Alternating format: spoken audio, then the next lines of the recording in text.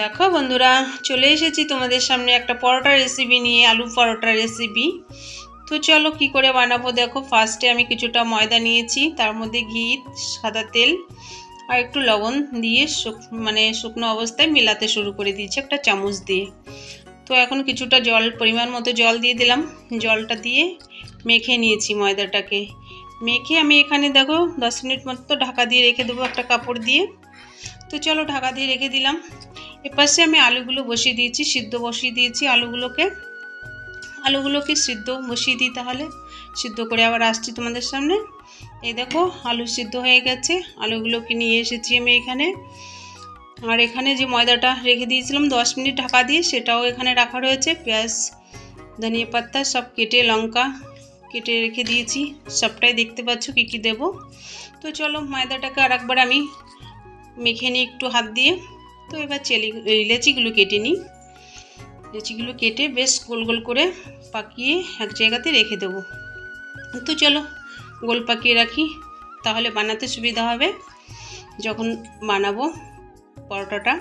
তো চলো দেখো এখানে গোল পাকিয়ে রেখে দিয়েছি সব এক জায়গাতে। ঠিক আছে, চলো বন্ধুরা দেখতে থাকো পরোটাটা কী করে বানাচ্ছি আমি। এই দেখো আলুগুলোকে আমি একটা কচুনির সাহায্যে কেটে নিচ্ছি, কেটে মতলব কুচিয়ে নিচ্ছি। এটাকে তোমরা হাত দিয়েও মেখে নিতে পারো, আমি এটা দিয়ে কুচিয়ে নিলাম। চলো যাই হোক, কোচানো হয়ে গেল আলুটা, দেখতেই তো পাচ্ছ। তো এখন আমি এই দেখো এখানে সমস্ত কিছু রাখা রয়েছে উপকরণগুলো, কী ভাবে আমি বানাবো পরোটাটা। এবার তাহলে দেখতে থাকো বন্ধুরা। আমার ভিডিওটা কেমন লাগছে বলো, দেখে বলো কেমন লাগছে, ঠিক আছে।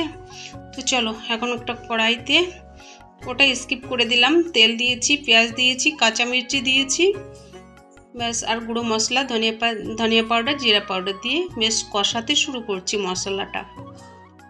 তো চলো মশলাটা কষাতে থাকি বন্ধুরা, দেখতে থাকো ভিডিওটা। মশলাটা কষাচ্ছি, তবে আমার ভিডিওটা কেমন লাগছে বন্ধুরা দেখে বলবে, আর কমেন্ট করবে, লাইক দেবে। দেখতে থাকো, মশলাটা প্রায় কষা হয়ে গেছে। তো চলো কুচিয়ে রাখা যে আলুটা, ওটাকে আমি ঢেলে দিয়ে নাড়াচাড়া দিচ্ছি। এটাকে কী করবো, আমি বেশ সুন্দর করে একটু ভেজে নেব। মশলাটা দিয়ে বেশ সুন্দর করে আলুটাকে ভেজে নেব। কিছুটা লবণ পরিমাণ মতো দিয়ে দিলাম, দেখো কিছু পরিমাণে লবণ দিয়ে দিয়েছি আমি এখানে। তো ভালো করে মশলা দিয়ে আলু দিয়ে কষিয়ে নিই, মতলব ভেজে নিই আলুটাকে। সুন্দর করে ভাজতে হবে আলুটাকে, বেশ ভাজতে থাকি, দেখতে থাকো করে বানাচ্ছি পরোটাটা আমি। পরোটার মশলাটা, পুরটা মতলব। তো চলো ভাজতে থাকি, দেখতে থাকো কি করে তৈরি করছি মশলাটা, এই আলুর মশলাটা। তো চলো প্রায় রেডি হয়ে গেছে। এবার আমি কিছুটা ধনিয়া পাতা দিয়ে দেবো। এই দেখো ধনিয়া পাতা দিয়ে দিচ্ছি উপর দিয়ে। এবার কমপ্লিট, আমার একদম আলুর পুরটা বানানো কমপ্লিট হয়ে গেল। তো চলো নামিয়ে রাখি কিছু একটা। চলো কোনো পাত্রেতে নামাচ্ছি না, এটাতেই থাকছে, তবে একটু ঠান্ডা করতে দিলাম, একটু ঠান্ডা হোক। তো এখন গোল পাকিয়ে আমি দেখো রেখে দিয়েছি এখানটাতে, ভরতে সুবিধা হবে। তো চলো বানাতে শুরু করে দিলাম পরোটাটার। দেখো বন্ধুরা দেখতে পাচ্ছ, প্রথমে আমি বেলে কিছুটা সময় হাতের সাহায্যে একটা কটোরি মতো বানিয়ে নিয়েছি, তারপরে ওর মধ্যে পুরটা ভরে দিয়েছি, আলুর যে পুরটা ভরে দিয়ে ওটাকে বেশ সুন্দর করে হাত দিয়ে গোল গোল করে চেপে এটাকে এখন বেলবো। দেখো বেলতে থাকি, বেলতে হয় কি করে সবাই তো জানো মোটামুটি, এটা দেখানোর কিছু নেই, তবুও চলো শেয়ার করছি। নিচের দিকে কম মানে টানটা দেবে, কারণ কি নিচের দিকে বেশি বেললে কী হবে, ফেটে যাবে। যাই হোক নিজেদের সম্ভব মতো বেলে নেবে। তো চলো আমি বেলছি, এখন পরোটাটা ভাজবো। হয়ে গেছে একটা বেলা। তো চলো ভাজতে থাকি। কি ঠান্ডা পড়েছে দেখো, সোয়েটার এদিকে চাদর সব কিছু গায়ে দিয়েই আমি পরোটা ভাজতে বসে গেছি। একে একে দেখো একটা তো উঠিয়ে দিয়েছি, একটা তো ভাজতে শুরু করে দিয়েছি, আর একটাও ওই একইভাবে আমি এটাকেও ঠিক একইভাবে বেলে নেব।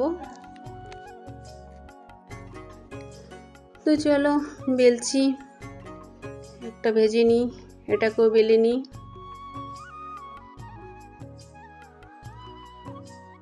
হালকা হালকা তেল দিতে হবে বেলার সময়, যখন বেলবো হালকা একটু তেল দিলে বেলাটা ভালো হবে। এদিকে আমি দেখো বেশ সুন্দর করে বেলে নিচ্ছি।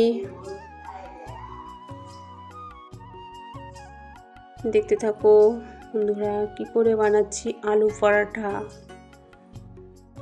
আলু পরোটা আমার তো খেতে ভালো লাগে না একদম, আমার জন্য ভাত করেছি, এই ছেলে আর মেয়ের জন্য বানাচ্ছি অল্প কটা।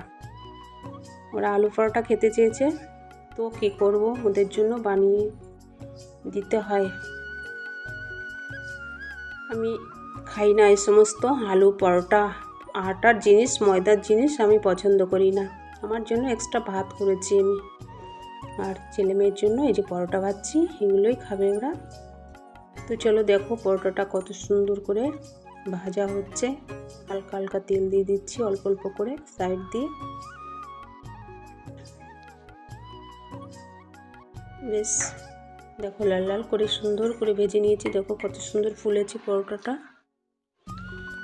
তো চলো বন্ধুরা দেখতে থাকো, পরোটা একে একে করে দেখো ভাজতে শুরু করেছি। এইভাবেই সমস্ত পরোটাগুলো আমি ভেজে নেব। তো চলো এরকম করেই একে একে সব পরোটাগুলো এইভাবে ভেজে নিচ্ছি। তো দেখো ওখানে আমার মোবাইলটা রাখা রয়েছে গ্যাসের সাইডে, ওভেনটার পাশে।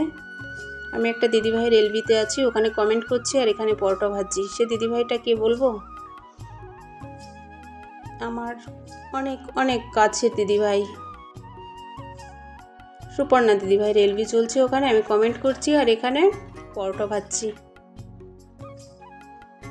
কমেন্ট খুব একটা করছি না, কিন্তু পরোটা ভাজছি, ওখানে আমি শুনছি, এলবিটা চালু আছে, শুনছি, মাঝে মধ্যে একটা একটা কমেন্ট করছি। তো চলো